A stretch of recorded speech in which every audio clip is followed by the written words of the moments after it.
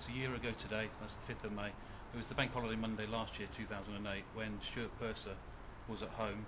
Stuart answered a call on the front entry buzzer to his address in Mead Close in Caversham.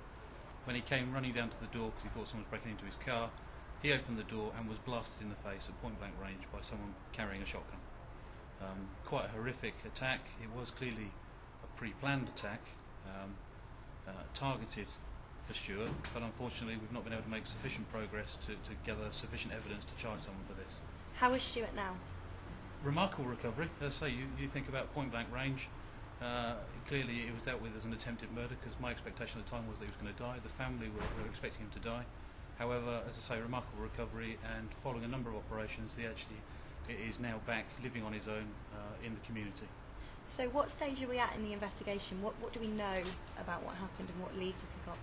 The investigation currently is struggling, as I say, for evidence. I'm convinced there are people out there that know more about the event. The inquiry is struggling currently. I'm convinced there are people out there who know more about the incident. I'm convinced that this is a local attacker rather than someone who's come in from out of town. But unfortunately, we haven't been able to get sufficient evidence to persuade the Crown Prosecution Service, or even myself really, that we can charge someone and bring someone to justice for this. Did Stuart himself see his attacker? No, Stuart didn't see the attacker. It was literally, as he opened the door, the gun was fired. So Stuart himself has got no idea as to the description of the offender. People nearby describe a man on a motorcycle, and an e-fit was previously prepared by one witness, and obviously that's been circulated, and that's still available for the media.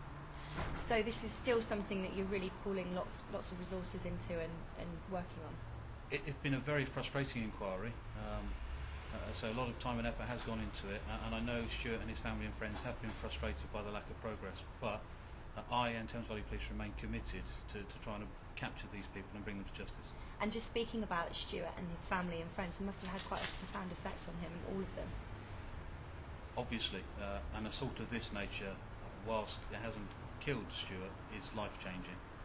He, his family, his friends, they've had to restructure their lives, and Stuart no longer lives locally. So obviously that's something else they've tried to factor in. And you're issuing a reward for information?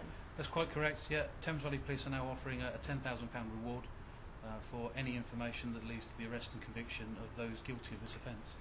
So just one last final message, someone who might hear this on the radio and does have information, what would you say to them? Very simply, it's please come forward. Don't be afraid. There are ways and means that someone can be protected. If you have got the information and you don't want to be identified, then of course you can still use Crime Stoppers, and that's a process whereby your anonymity is maintained, and they manage it through a pseudonym bank account. The message for anybody out there is, if you know anything at all, then please give us a call. What happens if no one does come forward? I mean, at what point is it case closed? At some point, there will have to be a line drawn, because obviously it's the public interest and how much longer we carry on investigating. I'm not at that point yet. There's plenty more to be done, plenty more lines of inquiry to pursue.